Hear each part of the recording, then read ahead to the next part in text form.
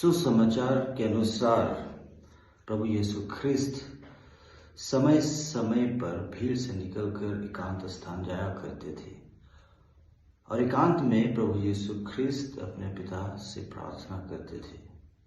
प्रभु यीशु ख्रिस्त ने अपने शिष्यों को भी प्रार्थना करना सिखलाया और अपने वचनों द्वारा अपने शिष्यों को हमेशा पिता से मांगने और उनसे प्रार्थना करने के लिए आमंत्रित किया।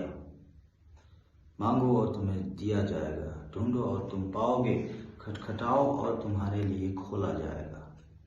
जो कुछ तुम मेरे नाम से मांगोगे पिता ईश्वर तुम्हें प्रदान करेगा।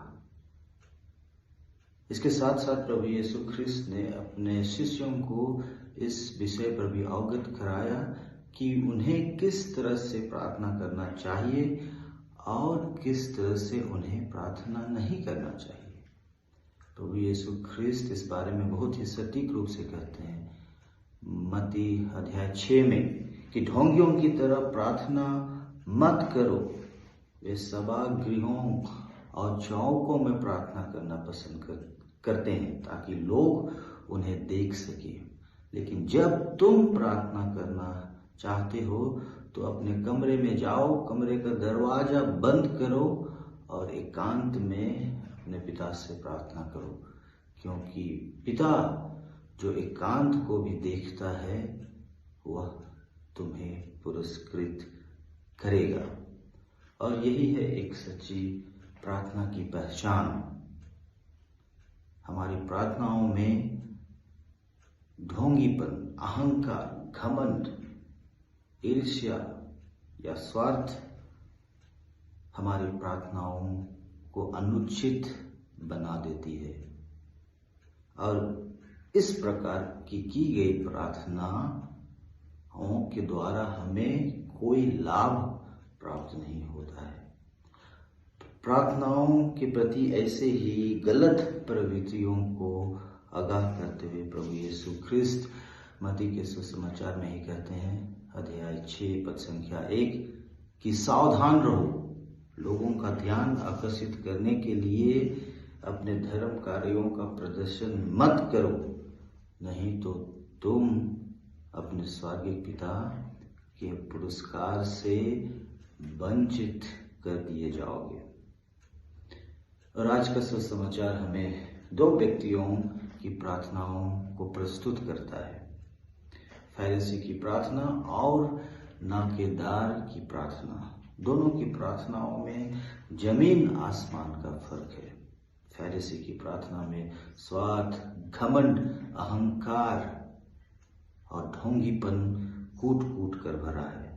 फरीसी तो अपनी प्रार्थनाओं में ईश्वरीय कृपा, दया और क्षमा की भी आवश्यकता नहीं समझता है और वह यह भी मानता है कि दूसरे लोग पापी हैं। और दूसरी ओर नाकेदार की प्रार्थना, नाकेदार जो अपने पाप और प्रायश्चित की बोझ के कारण दूर खड़ा रहता है, वह अपनी आंखों को उठाकर ईश्वर की ओर देख भी नहीं सकता है। वह केवल अपनी छाती पीट कर बस यही प्रार्थना करता है, हे प्रभु मुझ पापी पर दया कर। और ईश्वर उनके पश्चातापी एवं विनम्रता के भाव को स्वीकार करता है।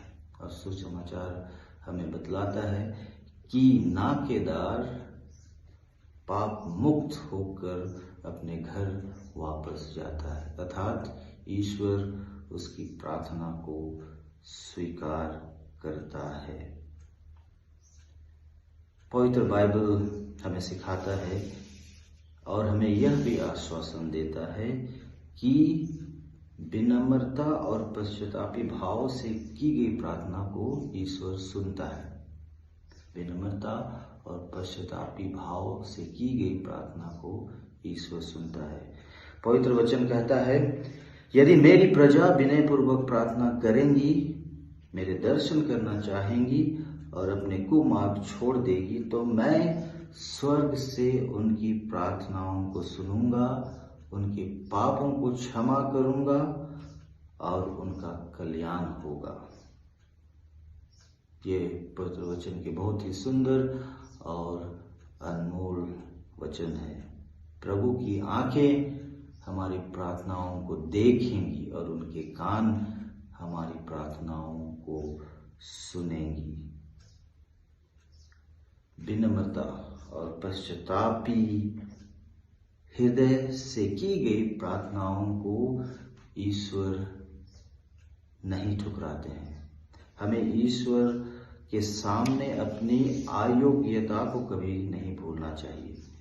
हम अपनी योग्यता के बल पर नहीं बल्कि ईश्वरीय दया और अनुग्रह से मुक्ति प्राप्त करते हैं।